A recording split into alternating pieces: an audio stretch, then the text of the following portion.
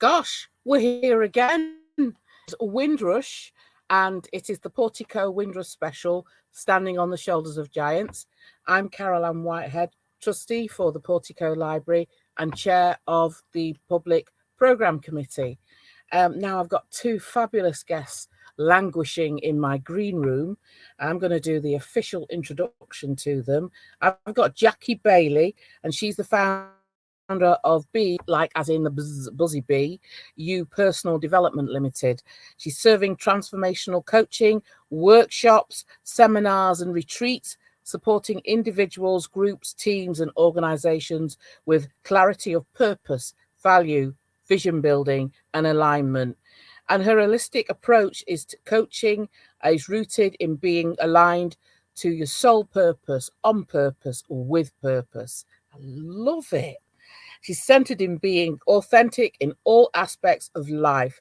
Jackie is a visiting teaching fellow at Manchester Writing School and Manchester Metropolitan University, and she enjoys experience over things. Her interests include reading, theatre, spoken word, diverse arts, personal development, travel, spending quality time with her family and friends. I don't know when she speaks and when she sleeps. Hello. Let me bring you in the studio. Hello, Jackie. Hello, Caroline. Thanks for inviting me on. Oh, no problem, no problem. I know you've had a busy day, and thank you for taking the time to spend some chatty time with myself today. Right, our next guest is Wayne Bennett. He's the founder and director of Made4Tech Global and a specialist in recruiting professionals within the technology, business, change and transformation markets. Working in recruitment for over 25 years, his experience in this industry encompasses many areas within the technology discipline. Recruiting within the technology space, Wayne has witnessed the change within the industry, encouraging him to advocate for female and diverse leadership and advise businesses on effective, diverse and inclusive strategy for hire. We do love an ally here at the Portico Library and the Zebra Partnership. So Wayne's passion for female empowerment and diversity in the workplace stems from his family background, coming from a large family where he is the oldest of 10 children. Yeah, you heard that right, 10 children. And having two children and 5 grandchildren himself, he is consistently reminded by his family what strong women. Wayne Bennett in my green room.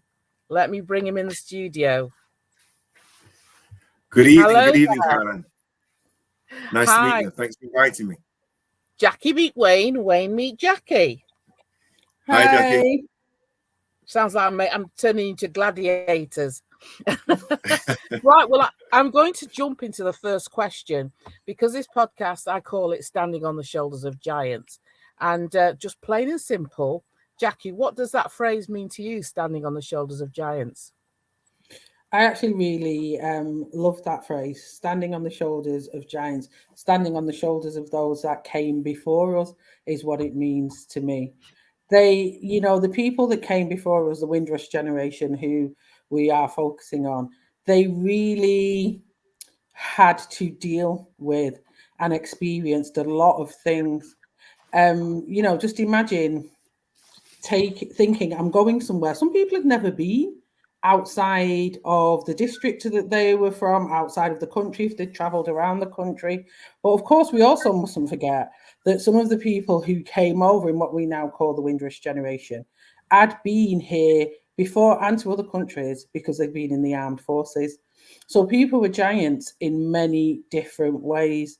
Giants in terms of being able to leap over barriers that were put in their way, boundaries that people wanted to enclose them in, and being able to push through those, and making spaces and places available to us that otherwise wouldn't be. So giants in many ways. Oh, that's a brilliant answer. Thank you. And Wayne, what does that mean to you? I'm going to be very honest from my point of view, because if it wasn't so much for what my mother had gone through due to the Windrush scandal, I possibly wouldn't know as much history about it or taking as much history. I was definitely more of what's happening now, how can I move forward, rather than holding on to the past. So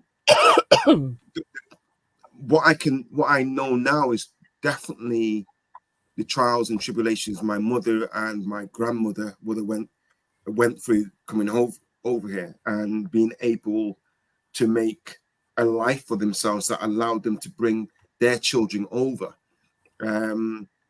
You know, if we're talking straight, some of the racism and things that they would have had to face to still look to us as children as having happy lives, when outside of their home, the struggles and trials and tribulations just for them to lead normal lives would have been exponential on what we live today. So from Giants, yes, I think they kicked those down for us, and they took, you know, challenges that would the modern version of us now be able to handle. It's very, very true. You say kick down doors. Yes. Yeah, I can imagine. Literally in some parts.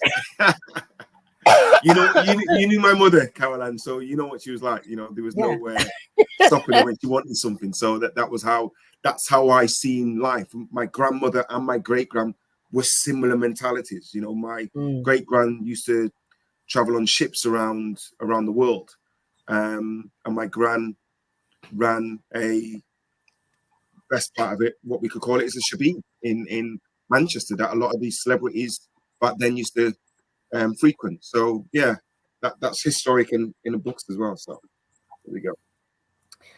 And I mean, we'll pick that up because people don't know what that means. So you need to give a definition of what you're talking about, but not quite yet. Okay.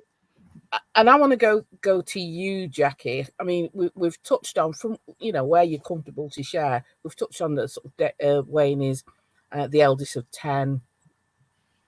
What was it like for you? I mean, what are we'll go to the next question of the highs and the lows, because all three of us were born here. So, for want of a better phrase, we are the children of the revolution, the children of the Windrush. My mum was a bit of a Jamaican hyacinth bouquet. Do you remember hyacinth bouquet? Yeah, right. So, like, oh, so which ship did you come on? And my mum would go, I didn't come on a ship, I flew. That's what she'd say, because she went to New York first, lived in New York for about 3 months, realised that her dad wanted her as a housekeeper, thought, no, and then flew to the UK. So she flew over, but she always says she regrets it because she missed the bonding and the camaraderie on the ship coming over. So for you, what would you say is your highs and lows for being a daughter of that generation? Well, both of my parents flew as well, and they are not they're not like hyacinth bouquet, but they flew, and they just came in. They just about meet that definition of what is the Windrush generation when we're talking about people who arrived between 1948 and 1971. And that's the era that we're looking at. And my parents came in 1971. And the highs for me are the depth of Jamaican culture on both sides of my family. They are proud Jamaicans. I was steeped in the culture. Was able to visit Jamaica when I was relatively young, at 10. At that time, not many people were being able I to. when I was 10. Back and forth. There you go. So yeah, I was 10. My sister was 5, and I've been going there ever since. I have a great affinity to Jamaica. It definitely is Jamaica land I love. So for me, that's definitely a high, that love of my culture. I'm not even going to say my parents' culture, it's my culture as well. And just in enjoying that. And that's the place where, if I could be anywhere most of the time, it would definitely be in Jamaica. What are the lows? I would say unfairness, really. Mm. When we're treated unfavorably based on the colour of our skin. Mm-hmm. And that's part of the lows for me, where it's nothing other than sheer prejudice, discrimination, and racism that's resulting in unfair treatment, whether it's in education, in your workplace, trying to go about your daily business. That for me is a low, and the fact that we still are addressing those things now, for those of us who are parents, whether it's biological or in the terms of, you know, the wider village as parents, having to speak to younger people about what they may experience. That for me is a low. Yeah, yeah, very true. I totally agree. Can't believe we're still dealing with this rubbish, to be honest. You know, it kind of, Jackie, do you sometimes go sigh and roll your eyes and just go, why? Do you just sometimes stop and just go, why are we still doing this? That question's there, isn't it? Like, why are we still going through this? Why are we still having those experiences? As well as being a transformation coach, I also do equity and inclusivity consultancy. So in that, I do focus on race, and it's something that we always seem to be in conversation about. It's something that people are very uncomfortable with discussing. It's something that is there, and I just think, particularly as a parent, that one of the things that I do say about, and I am sad about, is having to explain to my child and younger people in my family and in the wider circle of friends about some of these experiences, that they will come to me and say, look, this happened to me. Someone followed me around a shop, and, you know, unnecessarily, because they thought I was going to steal. I wasn't allowed to get into somewhere. So that for me is a definite low. I mean, alongside that, we do have the highs, that some things have changed, and there's more focus on things like Black joy and Black excellence, because not everything is doom and gloom. And I think for me, it's around having a broader picture of that, but also being realistic about some of the challenges that we still face, but not allowing the challenges to overtake the positive things and the progress that has happened. And like I say, Black joy and Black excellence. Oh, I love that. Thank you. Wayne, highs and lows. I'm just trying to think of if Jackie hasn't covered everything. I think highs for me would, I think opportunity and a different way of life.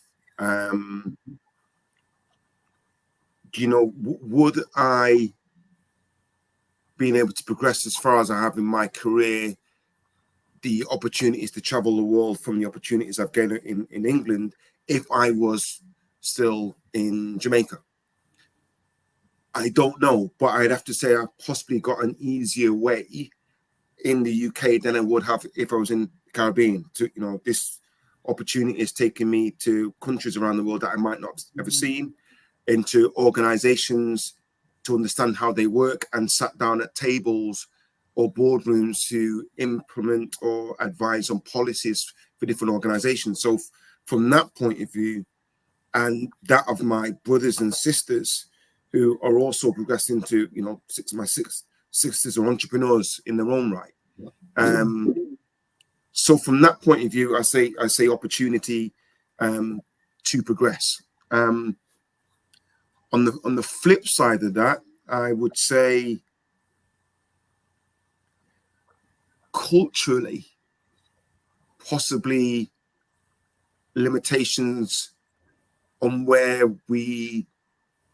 who we were when we came over here. And it's only later on, as you've seen it now, where people are saying we are kings and we are queens and we have that ability within us. So I feel in some cultures, this is different. I see that they're told to be doctors, surgeons, things like that. I don't know necessarily the culture that came over out the ship, apart from working hard and, you know, getting you home, how much that was implemented into some children, especially my generation coming up, on you could be all you could be.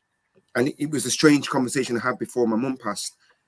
She didn't feel she had the ability to tell me that I could be all I could be, because that's not something she heard from her culture when she came in. And I remember having a conversation at a round table about this, and I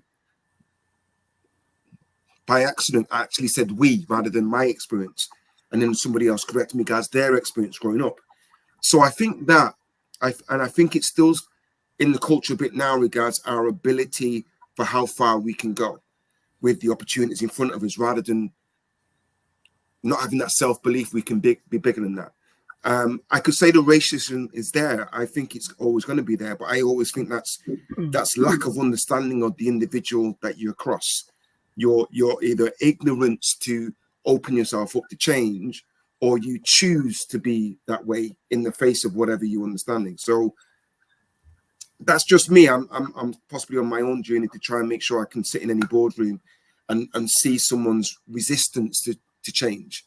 But yeah, there's, you know, that's definitely been one of the lows. I think the education system, how they treated youngsters when we came over, and finding out certain things about the Windrush generation regards education. We was put in special schools because you didn't speak the Queen's English, so to speak, and you'd make your words would sound different. So you end up in schooling that didn't necessarily give you the best prospects, where racism was rife and abuse was rife. So these are things you're finding out now that sometimes your parents never told you they were going through. So yeah, I guess that's a potential loss. To that point, just to say, it's interesting what you said, Wayne, around, you know, people not really thinking they could be all they could be. And I think another perspective on that is that people saw men and women and people who looked like themselves in all sorts of roles in society when they were in the different islands of the Caribbean. But when they came here, there were very specific jobs that they saw as for people who looked like us. Not that we only saw those jobs for us, but that those were the jobs that we were channeled into. So, you know, many of us may have had the experience when we go to careers officers, and the jobs or the courses that they're advising us are right for us, are not, you know, achieving our potential. So I think some of it is around some of the stereotypes that existed in society as to what were the correct jobs for us, and maybe not necessarily us thinking that those are the only things that we could do. There was something about who were the gatekeepers of opportunity. So some people managed to push through that, but maybe not as in great numbers as would have been possible if those gatekeepers hadn't been there. So I think there's something about, there are some people who will definitely achieve and excel and try and push through no matter what.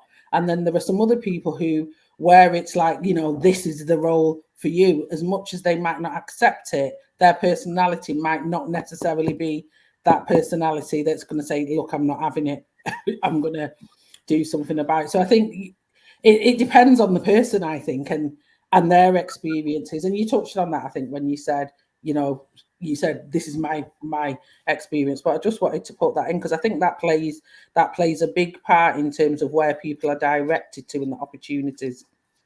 Well, if you take that, I totally agree. Well, before Mum had, we were clearing out some of her stuff, and she still had some of her grips for any of the listeners, viewers, suitcase. And it was lined with newspaper. I don't know if you ever saw any of that. Some of them were lined with newspaper.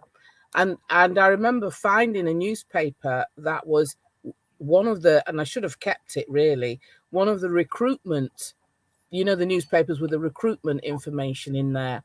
And there were lists of jobs of what required to build the mother country. There were lists of jobs. And I think that was kind of the narrative that was put out there, that we need you know, factory workers and bus drivers and nurses and this, you know, there were all these different things. And so that set the narrative of we'll go over there and do what we need to do, send money back, build our purse up, and then come back and be kings and queens in our own country, not so much staying. A lot of people came over. My mum came over 10 years before yours, Jackie. So that was kind of what the thing was. The narrative was set, and then when they came here and they thought, well, I've done this for so many years and I want to better myself, even promotion from staff nurse to sister or whatever it is, the foot was on their head and they weren't allowed to. Well, no, because this is the level we see for you, but you can't promote anymore. It's only because my dad's not Jamaican, my dad's half Arab, he's Lebanese, and of course it's not connected to the Windrush. But the thing is, that kind of diaspora coming over, they came over to study, and the ladder was there already set. You study so you could be this, then you can be this, then you can be this. So the narrative was different for them than it was for some of our parents. Does that make sense? Yeah, I agree with that on the narrative, and I do think that the recruitment adverts, what people were, you know, were asked to come over to do, definitely set the narrative for the roles that people took. That's the role of immigration policies, isn't it? To fill a need, you know, to fill certain roles in a country. And I think that definitely did, to use your words, Caroline, set the narrative. Yeah. And it was a narrative that they weren't keen to be broken. So No.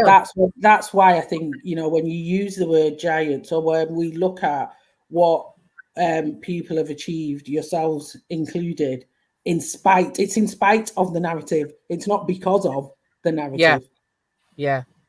And so that leads me nicely on to the next question I want to ask you. How do you think you have benefited?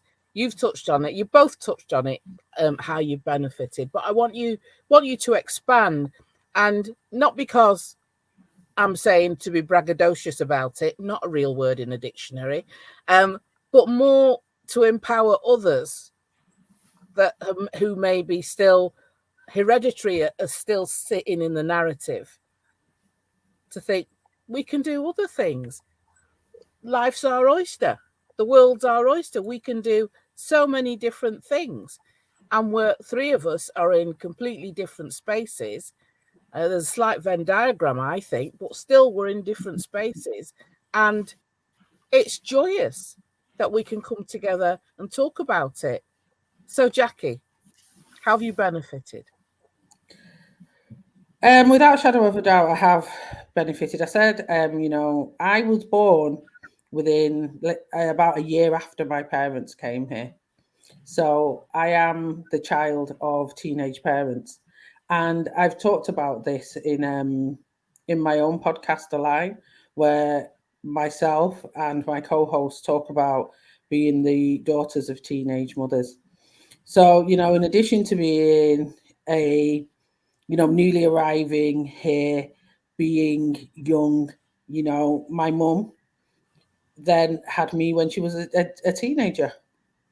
And I have benefited from the educational system here, definitely. You know, being born here, going to school here, in terms of, you know, the entirely free access to education that there was. Although I hasten to add, I was the first wave of people who had a part student loan. But it wasn't a full student loan, and I didn't have to pay fees. So, you know, that has definitely benefited me. Access to travel, you know, having a passport that enables you to visit lots and lots of countries, that's beneficial as well. Exposure to, you know, in Manchester, what is it? Is it over 200 languages are spoken? So living in Manchester and the vast diversity that is here, culturally, the arts that I'm able to access. I'm really into arts and creativity, as you know, Caroline. That's where we overlap. Yeah, and being able to go to so many, you know, different things. You know, we saw each other recently at a reception and networking event where there were international artists there. In the past, you know, in the past couple of weeks, I've listened to Clive Myrie, the newsreader, talk about his life, and then I went to something else, and it was Marlon James, a Jamaican writer, and then, you know, I've been to a musical, I've been to Bridgewater Hall. So that's beneficial, that for me, because, you know, for mental health and well-being, being able to access those things, being able to access, you know, economics allowing, that for me is a benefit. And, you know, they're just two of the ways that I've benefited, I would say: education and access to different cultures, well, three, and arts and creativity. Yeah, most definitely. Most definitely. Wayne, how have you benefited? It's listening and thinking how lucky to be born on an island, considering the rest of the size of the world, that held such esteem around the world, from a Commonwealth point of view, and to be born in Manchester, that had such a revolution on the whole world from a music point of view. Manchester to be known around the world from a sporting point of view. So just that history gives you a leg up, whether you wanted to look at it or not. I could say I'm lucky to survive the generation where Manchester was called a certain name for a certain amount of time, but also benefit from the time when it was one of the magical cities in the world to come to from a rave hacienda point of view. So I experienced all that. And then to come out of there, you know, I've got a WhatsApp group with about 38 friends that I used to go to school with. Yeah. And the trajectory regards the areas we lived in, or I lived in, that was not where I am now, is not the trajectory people would have seen you. So I feel lucky and privileged that I fell into, by making the decision to take my life into my hands, and taking my child to school and going back to college, and then end up in, you call it a lucky, I was on a course, and the first week of that course, that was supposed to be for about 3 months. The first week I seen an advert for recruitment back in 1995. Went to interview for that place, interviewed, and ended up being with that organization for 6.5 years. And they educated me on a lot of things about what success could look like for you. Because buying my first house, my first company car, and traveling around Europe, only dreams could made up. And I look back now and realize I fell into an industry that catered to everything, my strengths, technology and constantly evolving, connecting people, traveling and going around the world. So from that point of view, I can only look back and think how, whether you want to call it hard work, grit, opportunity, grabbed it and ran with it. Would I have had this similar kind of opportunity anywhere else in the world? The only thing I remember my first boss telling me in recruitment, that if you can do recruitment, you can survive anywhere in the world, because it's about talking and connecting with people. So I always took that as a survival thing. Forget that I'd survived Moss Side and Longside and Manchester and a whole. Me going in somewhere and learning something that my natural ability would allow me to survive around the world, that was a big thing for me. So yeah, I think the high is possibly to be born in a place that had the opportunity, and such a thriving world-renowned place. And as you said before, Jackie, about the passport being such a document that has respect around the world, considering the history, you know what I mean? It is almost like it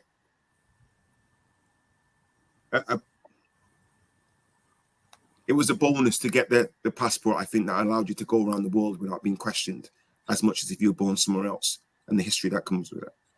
I don't know if that makes sense, but I recognize what's benefits and what's privilege compared to other people who grew up in other countries and the hardships they would have had to go through. So I recognize that.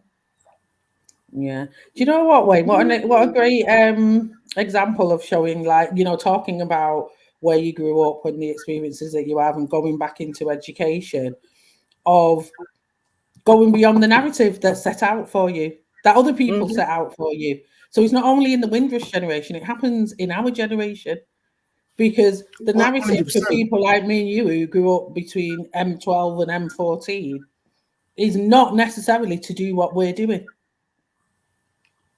I was going to add to a point you made earlier. Role models. You can either see role models or you can be a role model. And sometimes that being a role model is you have to decide that there's no one in front of me, around me, that impresses me.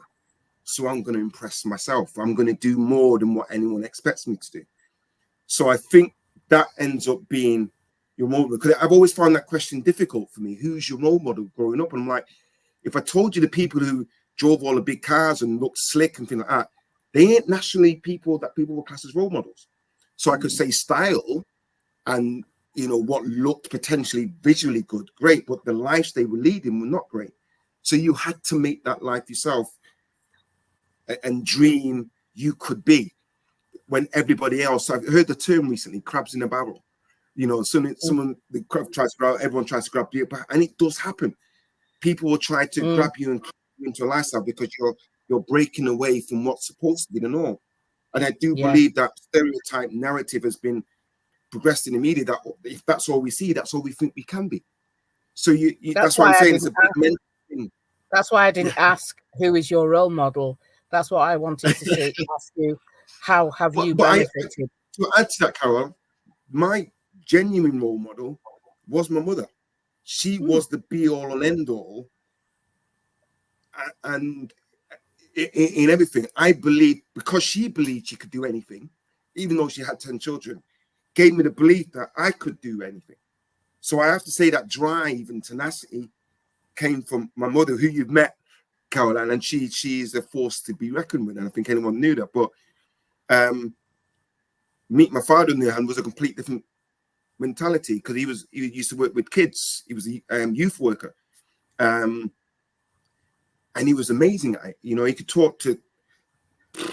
I could go on for ages, but so they're the two I would say are me, or gave me the drive behind me to look beyond what I seen as supposed to be where I'm supposed to end up. Absolutely. I think in terms of role models, there's different types of role models. You can look at people's attributes and say, that's why they're my role model. You know, people in my family who are focused and determined and consistent, the people who are principled, have great morals, stand by their ethics, the people who are supportive, that's very different to, you know, some of the things when people are thinking about the more stereotypical role models that they'll expect people to say. There are things that we can find attractive in people, and we can aspire to have that particular attribute because we know it's something that is valuable, and it's instilled something in us on a personal level because we know them on a personal level.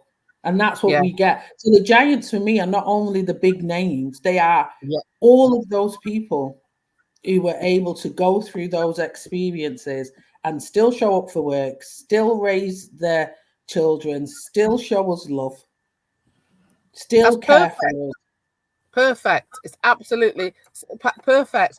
I mean, I didn't want to steer either of you, but I just think it's a great message to put out there. You know, Maya Angelou said this, and Oprah. I'm not putting Maya Angelou down whatsoever. She's my unconscious grandmother as far as I'm concerned. You know, amazing. But then again, you know, Shirley May will say something that, you know, whatever sister, we're not related, but she says something that's just absolutely amazing. Or somebody else in my network, Dr. Diane Rainey, in London, and other people like that, but also really sort of close people, my Auntie Lena, who 40 years at Kellogg's, she'd be devastated that they're closing Kellogg's down, but she did so much for me and for other kids. She couldn't have kids herself, and she was just absolutely amazing, the nuggets of wisdom that she put out there. So yeah, I'm just so pleased that you've come out with that. So I mean, I've benefited in many ways, and the fact that I can portfolio from one thing to the other. 1 minute I'm off to the House of Lords or Buckingham Palace or whatever, and I'm not saying that to be braggadocious again. I'm using that word that's not in the dictionary, but I know that I'm glad that my mum, while she was alive, saw that I was invited to the palace to host stuff and present stuff, or to the House of Commons or whatever. But also as well, she's seen me speak at different events. You know, that's, you know, she's no longer with us. Like Wayne's mum is no longer here, but it's those kind of people you want to say, this is the sacrifice, and this is the product. For your sacrifice, I am the product. For you sort of flying into a grammar school that wouldn't let me have any homework, even though past 11 plus, wouldn't let me have any homework or study, just made me run around the track like I was a racehorse. She flew into and said, I'm going to take you to court for not teaching my daughter properly. You know, put a foot down, and made sure that I got a solid education. So, you know, that kind of heroism. And I'm going to flow into, because I'm looking at the time, flow into what makes you smile about the legacy. And I'll tell you what makes me smile. Have you ever heard of Partner? Oh, yeah. Come on now. No, I just wanted to put it out there. Yeah, because my dad, Mr. Lebanese man, couldn't understand it, but they had their own system. And so they had their own system in the Lebanon, and because he's half, he's Sierra Leone and Lebanese, and they had their own system, but they didn't call it that. But what I enjoyed as a child, shouldn't say this, but I'm going to say it, was the drama around Partner. And when it was your turn and somebody hadn't put the money in. But it was a fantastic system. And I want to highlight the fact that the Bank of England Museum has set up it's like an exhibition, and they're connected with the National Caribbean Heritage Museum to show the legacy of Partner Hand and the benefit to the economy. You know, there are many people who bought their house just based on a Partner Hand, bought a car based on the Partner Hand, because they couldn't get the loans or whatever via the normal means. So for me, that makes me smile, because it emancipated, it gave freedom, it gave financial freedom, but also as well, again, because I'm mischievous, the drama around it was hilarious. So what makes you smile about your heritage?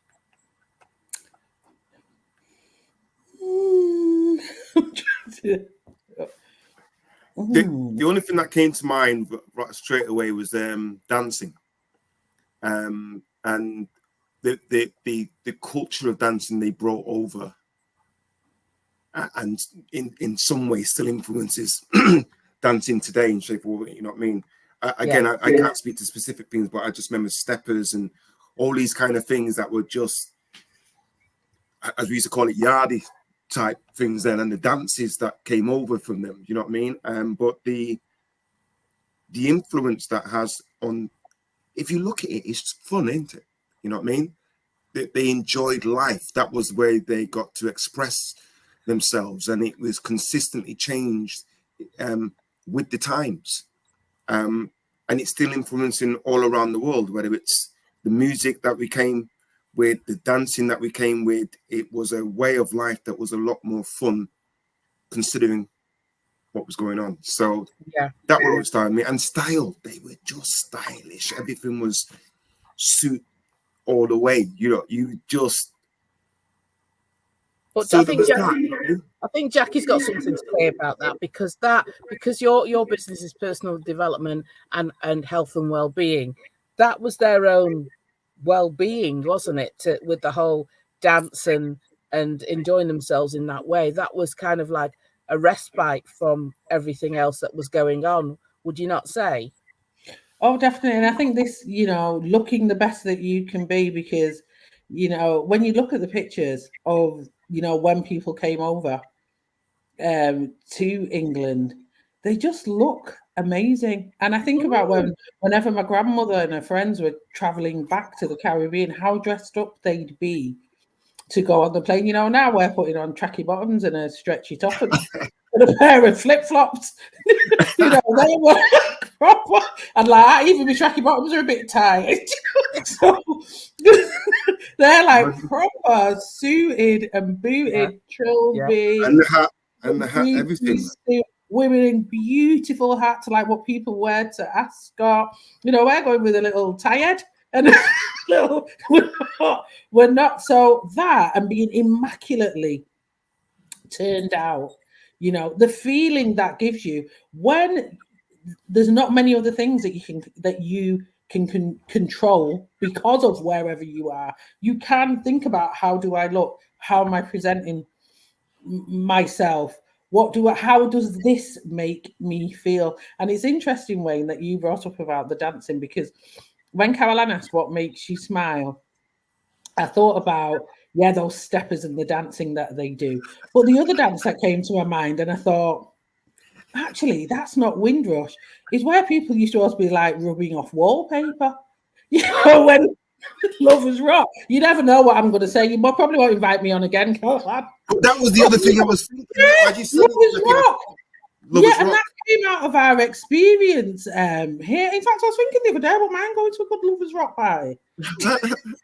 We'll have to have one. But the whole thing around the wallpaper, the crumbing off, because it's not scrubbing, it's crumbing when you that wallpaper. So see, look how much you two are laughing, because that makes us smile. Whether it's thinking I would just stay engaging.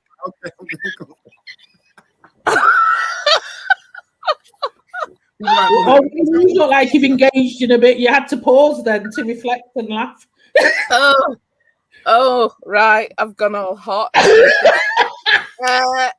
Do you know what? Let's talk later. Don't disappear. I'm gonna put you into the green room, but let's talk later about creating some kind of Lovers Rock event. I'm only coming if there's crumbing. I don't even know what that is. We're going to be on Wikipedia with this one, I tell you. Yeah. Okay, listen. Thank you for indulging me. I'm going to get lots of messages now. Thank you for indulging me, Jackie Bailey, BU Personal Development Limited. Where can we find your details so we can come on your retreats? On Instagram, I am at BUPD, so that's my handle, BUPD. So it's BEE, and B stands for brilliant, excellent, exceptional. Oh, so I didn't know that. That's good. Yeah, because we're all those things in our own unique way. So it's brilliant, excellent, exceptional, U, shortened to BU. So it's BUPD, P for personal, D for development on Instagram. I am also on Facebook, and the website is bupd.com. Thank you. And Wayne?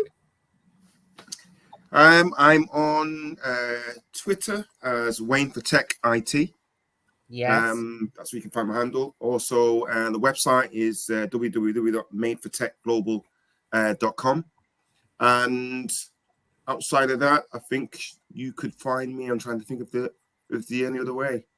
That would be the two ways at the moment. And again, anything to do with regards to IT recruitment and an organization that genuinely believes in an inclusive environment. And I'm happy to talk to them. Majority of my placements this year have been women into technology roles, which is something I'm very, very proud of and hope to continue to do for the rest of the year. Thank you. You're both stellar representatives of the community. Right, I'm going to do some Portico messages. I'll see you in a bit. Let me pop you in green room. Thank you for coming. Okay, so of course, this was the Portico Library, Standing on the Shoulders of Giants Windrush special. And of course, the Portico Library is one of Manchester's lesser known gems, 19th century research collection, exhibition space, events venue, and oasis for reading, writing, and relaxing. Our latest installation, Weird as Folk, starts on the 4th of July. Well, actually, there's an election on that day, so it'll be on the 5th of July and goes through to the 2nd of November. Please look at our website, portico.org.uk. Look on Twitter, on Instagram, and on Facebook. There is a plethora of things going on there. And we're so pleased that we have the National Heritage Lottery Fund, and we've got development plans going to reunite the building as well, which is all very, very exciting. So, Windrush 76, Standing on the Shoulders of Giants. My name's Carol Ann Whitehead. Please come back again.